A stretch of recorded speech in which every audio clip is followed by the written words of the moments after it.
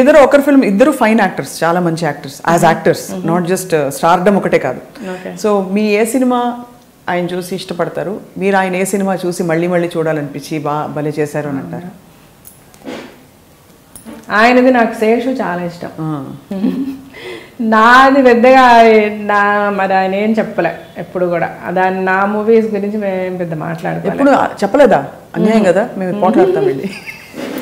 అంటే ఆ టాపిక్ ఎప్పుడు రాలేమా మధ్యలో, నువ్వు ఈ సినిమాలో బాగా చేసావను ఇంకొకటో అట్లా. కానీ మీరు మళ్ళీ తెరపైకి రాబోతున్నారు, ఎలాగో తెర మీద ఉన్నారు, బుల్లి తెర మీద తెరపైకి వస్తారని ఆశ ఎదురు చూస్తున్నారు చాలా మంది. ఫిల్మ్ అవునా? బికాస్ కొంత ఇట్స్ అ బిగ్ డెసిషన్ అండి. మీరు ఎంత మీకు కాన్ఫిడెన్స్ ఉంటే అంత రాకింగ్ కెరియర్ని పడేసి, అంత మీకు యాక్టింగ్ ఓరియంటెడ్ రోల్స్ మీరే ప్రధానంగా ఉండే సినిమాల్ని పక్కన పడేసి, ఒక వ్యక్తి ఒక భర్త కోసం, ఒక అందులో ఇప్పుడు చెప్పాలంటే ఈ కలికాలంలో ఒక మగవాడి కోసం లైఫ్ని సరెండర్ చేయడం అనేది కదా. Maybe could be. అంటే నేను స్ట్రాంగ్ ఏం బిలీవ్ చేశానంటే, అది ఎప్పుడు కూడా పాప రాజశేఖర్ గారు అయితే నువ్వు యాక్ట్ చేయొద్దని అని అనలే నాతో. బట్ నేనేంటంటే అగైన్ ఇప్పుడు ఇద్దరమే యాక్ట్ చేస్తాం, వాట్ ఈస్ ద పాయింట్? ఇంకా ఇద్దరు ఎవరు పొద్దున్న లేస్తాం, ఎవరి కాళ్ళు ఆయన షూటింగ్ ఆయన వెళ్ళిపోయి, నా షూటింగ్ నేను వెళ్ళిపోయి, ఎప్పుడో నైట్ కలిసి హాయ్ బాయ్ అనుకుంటే that is no fun. As a wife నేను అన్నీ తనకి చేయాలి, మంచిగా వండి పెట్టాలి, తనకు కావాల్సినవి చూసుకోవాలి, చేసుకోవాలి. ఇలాంటివి ఏంటంటే నేను యాక్ట్ చేసి అవన్నీ చేయలేను. అలాగే ఆఫ్టర్ పిల్లలు పుట్టిన తర్వాత ఇంకా వాళ్ళని ఏదో ఎవరికో అప్పచెప్పేసి నేను వెళ్ళి యాక్ట్ చేస్తే this no fun. So every single moment in my life as a house wife I wanted to enjoy. నా పిల్లలు నేనైతే శివాత్మికనైతే అసలు అలాగా పెంచాం మేమిద్దరివి, లైక్ తను కానీ నేను కానీ ఇద్దరివి కూడా. అది షూట్ అయిపోయిన వెంటనే తను రావడం. సో వీరి అంటే నాకు ఒక్కటి మటుకు నేను చాలా హ్యాపీగా ఫీల్ అవుతా. We enjoyed every minute, every second of our married life or as mother and father with our kids till today. That's the greatest statement from a... Exactly, maybe yes. Like from my heart. అంటే నేను నిజంగా చాలా I feel so nice about it. కళ్ళలో మీకు ఆనందం, కన్నీరు అన్నీ వచ్చేస్తున్నాయి.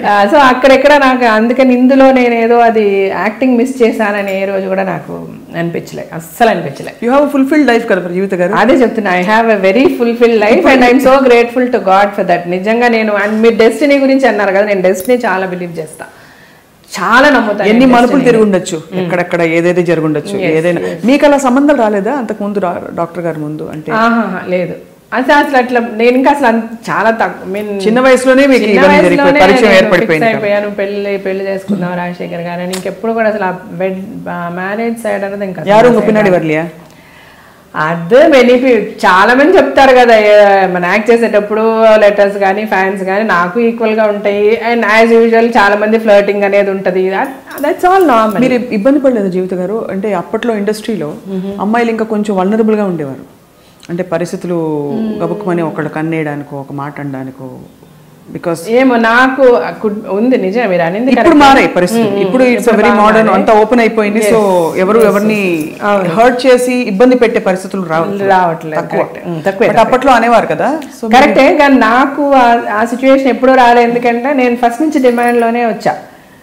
బికాస్ నా ఎంట్రీనే నేను వెళ్ళి ఛాన్స్ అడిగి ఎక్కడ జరగలే. నాకు ఆల్రెడీ రావడమే టి రాజేంద్ర గారి మూవీలో ఇంట్రడ్యూస్ అయ్యాను. అప్పటికి ఆయన పెద్ద డైరెక్టరు. ఆ సినిమా కంప్లీట్ అయ్యే టైంకి ఆయన ఇంట్రడ్యూస్ చేసిన హీరోయిన్స్ అందరూ చాలా సక్సెస్ఫుల్ హీరోయిన్స్. అప్పటికి అమల గారు, నళిని గారు, వీళ్ళంతా, జ్యోతి గారని అంతకుముందు ఆయన ఫస్ట్ మూవీ హీరోయిన్ ఆవిడ.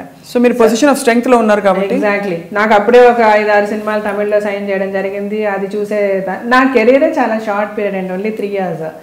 ఆ తర్వాత నేను పెళ్ళికి ముందే మానేసా కదా, 89లోనే మానేసాం. మేము పెళ్ళైంది 91లో మాకు. సో దెన్ అట్లాగా నేను ఉన్న పీరియడ్లో అయితే I was all the time నన్ను కావాలి అని వచ్చి పెట్టుకునే స్టేజ్లోనే నేను రిటైర్ అయిపోయా. ఏమో తర్వాత నాకు ఛాన్సెస్ లేకుండా ఉండి నేను ఎవరి దగ్గర వెళ్ళి అడగడం అట్లాంటి సిచ్యువేషన్ ఎప్పుడు రాలే నాకు. బట్ అది పరిస్థితులు ఉండేవి కదా కొంచెం. డెఫినెట్గా ఇప్పటికీ ఉన్నాయండి. మీరు ఎంత మారినా, ఎంత మనము విమెన్ లిబరేషన్ అని చెప్పి తప్పు పట్టాలంటారా? ఎంత తప్పు పట్టడం ఏం కదండి. ఏమంటామంటే మరి ఏదో అంటారు చూసారా, demand and need and demand అన్నట్టు. ఎవరికన్నా నీడీ అని వెళ్ళినప్పుడు డెఫినెట్గా అక్కడ డిమాండ్ అన్నది ఉంటుందండి. ఏదో ఒకటి వాళ్ళు బేరం పెడతారు. ఆబ్వియస్ కదా, ఎక్కడానండి సినిమా ఫీల్డ్ అని కాదు, మీరు ఈవెన్ వర్కింగ్ విమెన్, ఎవరికైనా ఉండేది అది. అది మనం హిపోక్రటిక్గా మాట్లాడకుండా ఓపెన్గా మాట్లాడుకుంటే ఇప్పటికీ ఎప్పటికీ కూడా ఆ సినారియో మారదు. Women will always be in that vulnerable position. Exactly. ఎందుకంటే okay women should become strong. No చెప్పాలా? నో చెప్పి చెప్పుచ్చుకోటి బయటకు వచ్చి ఇలా చేశాడని చెప్పిన రోజు చేయడేవాడు. లేదు నువ్వు నో అని చెప్పి చెప్పుచ్చుకుంటే బయటకు వచ్చి నేను బతకగలగా నాకు కాన్ఫిడెన్స్ ఉండాలి. ఎక్కడ మనం చాలామంది మన ఆడవాళ్లే వీక్ మైండెడ్ అయిపోతున్నారు. ఏమో నాకు ఇది లేకపోతే నేను ఏమైపోతానో, ఇది లేకపోతే నేను చేయగలనో లేదో. ఇట్స్ ఓన్లీ ఆడవాళ్ళని ఎవరు కాపాడలేరండి, వాళ్ళని వాళ్ళే కాపాడుకోవాలి. మనం స్ట్రాంగ్ అవ్వాలి. When you become strong there is nothing. ఈ ప్రపంచంలో ఏ శక్తి కూడా ఆపలేదు. అది మగవనివ్వండి ఆడవనివ్వండి. ఆడవాళ్ళకి ఈ వీక్నెస్సే బిగ్గెస్ట్ ప్రాబ్లం. దాని నుంచి ఏ రోజైతే నువ్వు బయటపడతావు ఆ రోజు అక్కడ ఊరికనే ఆడవాళ్ళకి ఇది అయిపోతుంది అది అయిపోతుంది, ఆడవాళ్ళకి అది కావాలి ఇది కావాలి అనే కంటే నువ్వు ఫస్ట్ సెల్ఫ్ స్ట్రాంగ్ అవ్వాలి. నువ్వు బయటకు వచ్చి నీ ప్రాబ్లమ్స్ చెప్పగలగాలి. నువ్వు బయటకు వచ్చి నీ ఇష్యూస్కి ఫైట్ చేసుకోగలగాలి. నిన్ను ఎవరో ఒకరు రేప్ చేసేసారన్నా కూడా తప్పు లేదు. నీ తప్పే నేను ఎవడో రేప్ చేసినోడు బాధపడాలి, ఆడుగులు పోసుకోవాలి. What is your mistake? నీ తప్పే ఉంది అందులో.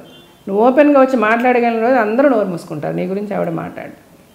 ఎదుటోడు మాట్లాడితే చెప్పు చూపించు, ఎందుకు మాట్లాడతాడు నీతో, why are you giving away. ఇది ఆడవాళ్ళలోనే ఈ మార్పు రావాలి, స్ట్రెంత్ రావాలి. అప్పుడే ఫుల్ ఫ్లెజ్డ్గా ఆడవాళ్ళకి యూనో న్యాయం జరుగుద్ది. రెండోది, ఇంకా ఇప్పటికీ కూడా ఎంత విమెన్ ఈక్వాలిటీ అని మాట్లాడినా ఏం చేసినా ఇప్పటికీ విమెన్ బిల్ పాస్ చేయడానికి ఎవరికి ధైర్యం లేదు. The men are not brave enough to give equal rights to women. వాళ్ళకి భయం. ఆడవాళ్ళు ఎక్కడ డామినేట్ చేసేస్తారు, కొంచెం చేస్తారు కూడా. అంటే బికాస్ ప్రతిభ చాలా ఉంది. ఇప్పుడు ఆడవాళ్ళకి మీరు చూడండి, సహనం ఉంటుంది, ఓర్పు, నేర్పరి, అన్ని. వాళ్ళు చేయలేనిది ప్రతిదీ నేర్చుకొని చేయగలరు. నేర్చుకొని చేస్తే వాళ్ళకంటే బెటర్గా చేస్తారు.